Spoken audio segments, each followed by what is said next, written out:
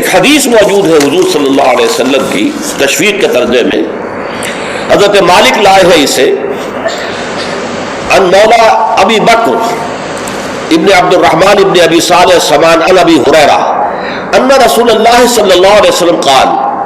من اغتسل یوم الجمعۃ غسل الجنابت، جس شخص نے جمعے کے روز غسل کیا، وہ جو کہ ناپاکی جنابت کی حالت میں غسل کیا جاتا ہے، کمپلیٹ غسل، اچھی طرح غسل، ثم راح فی الساعۃ الاولی، پھر جو شخص پہلی گھڑی میں پہنچ گیا مسجد میں، فکأنما قرب بدنۃ من، تو ایسے ہے کہ جیسے اس نے ایک اونٹ قربان کیا اللہ کی راہ میں، صدقہ دیا۔ ومن راح فی الساعۃ الثانیۃ، جو دوسرے گھنٹے میں دوسری گھڑی میں گیا، فکأنما قرب بقرۃ، تو ایسے ہے جیسے کہ ایک گائے اس نے اللہ کی راہ میں صدقہ کر دی اور ذبح کر دی، خیرات کر دی۔ ومن راح فی الساعۃ الثالثۃ، اور جو تیسری گھڑی میں تیسرے گھنٹے میں گیا، فکأنما قرب بشاۃ او قرن، پھر یہ اس کے برابر ہوگا کہ گویا کہ کسی نے ایک بکری اللہ کی راہ میں ذبح کر دی، صدقہ کر دی، یا کوئی میڈھا کر دیا۔ ومن راح فی الساعۃ السابعۃ،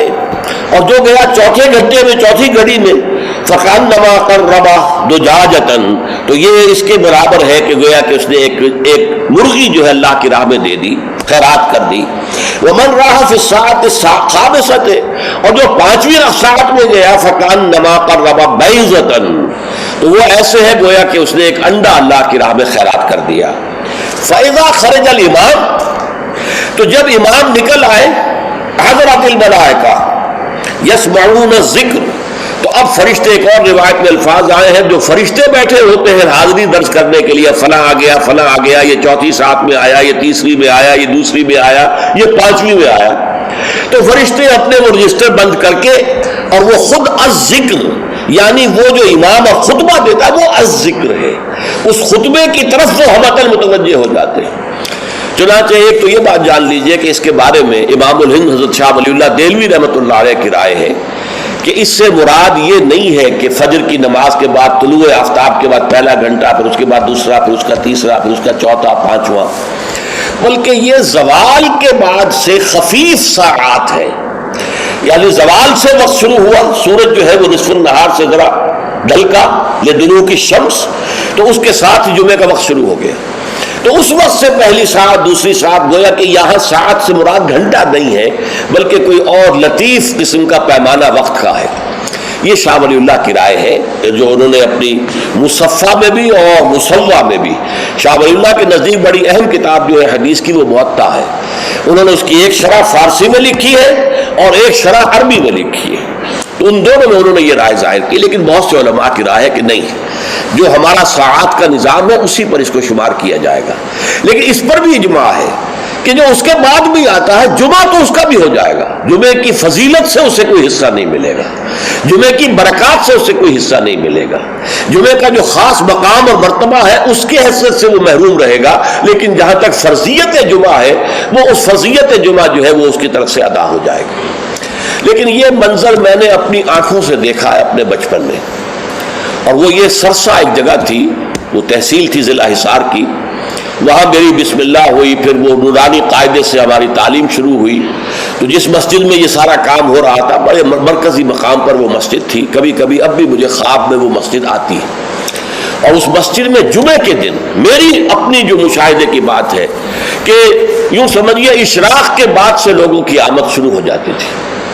اور دیہات سے لوگ آیا کرتے تھے، وہاں ایک خاص قوم تھی، غالباً وہ ارائی تھے، اس ارائی علاقے کے ارائیوں کو وہ پچادے کہتے تھے، جیسے کہ راجپوتوں کو رانگڑ کہا جاتا ہے، لیکن یہ کہ وہ لوگ آتے تھے اونٹوں پر سوار ہو کر، آس پاس صحرا کا علاقہ تھا،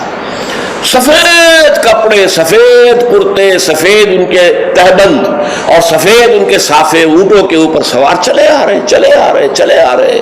اس لیے کہ دیہات میں جمعہ نہیں ہوتا، اور اس وقت اس پر سختی کے ساتھ عمل ہوتا تھا کہ اصل میں جمعہ جو ہے وہ شہر میں ہے، تو تو وہ آتے تھے اور مسجد جو ہے وہ صبح ہی سے بھر جاتی تھی. کہیں ایک جگہ کوئی شخص کھڑا واز کہہ رہا ہے, کچھ لوگ اس کے گرد جمع ہے, کہیں کوئی شخص بیٹھے ہوئے قرآن خود ہی پڑھ رہا ہے, کوئی نوافل پڑھ رہا ہے. یہ نقشہ میں نے اپنی آنکھ سے دیکھا ہے, بچپن کا یہ نقشہ. اب وہ معاملہ ختم ہو گیا, بالکل ختم ہو گیا. اب تو بھاگ دوڑ کر کے جو ہے وہ لوگ جمعے میں پہنچتے بھی اس وقت ہیں جبکہ وہ عربی کا خطبہ شروع ہونے والا ہو, اس لیے کہ عام طور پر تقریروں کے اندر کوئی خاص مواد ہوتا نہیں ہے, یا فرقہ واریت کی تبلیغ ہو رہی ہوتی ہے, یا سیاسی مسائل کے اوپر دھواں دار تقریریں ہوتی ہیں. لوگوں کو ان سے دلچسپی نہیں, تو فرض ادا کرنے کے لیے بس وہ جب خطبے کی اذان کا وقت ہوتا ہے تو اس وقت وہ پہنچ جاتے ہیں, نماز ادا ہوئی اور روانہ ہو گئے. اللہ اللہ خیر صلی اللہ. میں سب سے پہلے آداب جمعہ اس کے عنوان سے عرض کر رہا ہوں کہ جمعے کے روز غسل واجب ہے تقریباً علی کل محتلم. یہ حضور کے الفاظ یہ ہیں, غسل الجمعہ کے واجب علی کل محتلم. جو بھی بالغ ہو چکا ہے مرد, عورت پر تو ظاہر بات ہے کہ جمعہ فرض ہے ہی نہیں, جیسا کہ میں عرض کر چکا ہوں, اس کے لیے جمعے کا غسل واجب ہے. اور اندازہ یہ ہوتا ہے, میں یقین سے تو نہیں کہہ سکتا, کہ جیسے ہی جمعے کے لیے روانگی ہو اس وقت غسل کیا جائے. پھر حضور نے یہ بھی فرمایا ہے کہ اچھے کپڑے پہن کر جاؤ, دھلے ہوئے کپڑے پہن کر جاؤ. آپ نے فرمایا کہ کیا تم میں سے کسی شخص کے لیے یہ ممکن نہیں ہے کہ اپنے جو محنت کے کپڑے ہوتے ہیں, محنت یعنی جب کہ مشقت کرتا ہے, ایک لوہار بیٹھا ہوا ہے اور وہ بھٹی کے سامنے بیٹھ کر کام کر رہا ہے, تو پسینے آئیں گے اسے, کپڑوں میں بدبو ہو جائے گی پسینے کی, پھر اس کے اوپر سیاہ داغ پڑے ہوں گے, میلے ہوں گے. تو یہ اس کا لباس ہے محنت کا. یا کوئی کاریگر ہے, مکان کی تعمیر میں لگا ہوا ہے, ظاہر بات ہے جب وہ یہ کام کر رہا ہے گارے کے دھبے ہوں گے, کچھ اور ہوگا. تو حضور نے فرمایا کیا ممکن نہیں ہے تم میں سے کسی کے لیے کہ ایک علیحدہ سے جوڑا جمعے کے لیے رکھ لو, وہ جمعے ہی کے صرف استعمال کیا کرو,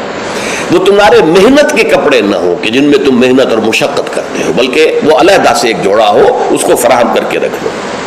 پھر یہ بھی فرمایا گیا کہ تیل لگاؤ, بالوں کے اندر تیل لگاؤ, دہن. اور یہ بھی فرمایا گیا کہ کوئی خوشبو ہے تو خوشبو لگاؤ. وہ سب کس لیے کہ جو ماحول ہو جمعے کا وہ معطر ماحول ہو, ایسا نہ ہو کہ پسینوں کی بدبوؤں کی وجہ سے طبیعت منغص ہو رہی ہو لوگوں کی, نہیں, بلکہ یہ کہ بڑا خوشگوار ماحول ہو, خوشبو ہو اس کے اندر, اور یہ کہ کپڑے اچھے پہن کر لوگ بیٹھے ہوئے ہوں. بلکہ اسے کہا گیا الجمعہ تو عید المسلمین, یہ ہفتہ روزہ عید ہے در حقیقت, یہ مسلمانوں کو عید کی طرح اسے جو ہے وہ منانا چاہیے, سیلیبریٹ کرنا چاہیے. جیسے عید کو آپ کپڑے جو ہے غسل کرتے ہیں, صبح کپڑے بدلتے ہیں, خوشبو لگاتے ہیں, پھر جاتے ہیں مسجد کو, عیدگاہ کو, ایسے ہی معاملہ ہونا چاہیے جمعے کا. یہ عید المسلمین ہے, یہ گویا کہ ہفتے وار عید ہے مسلمانوں کی.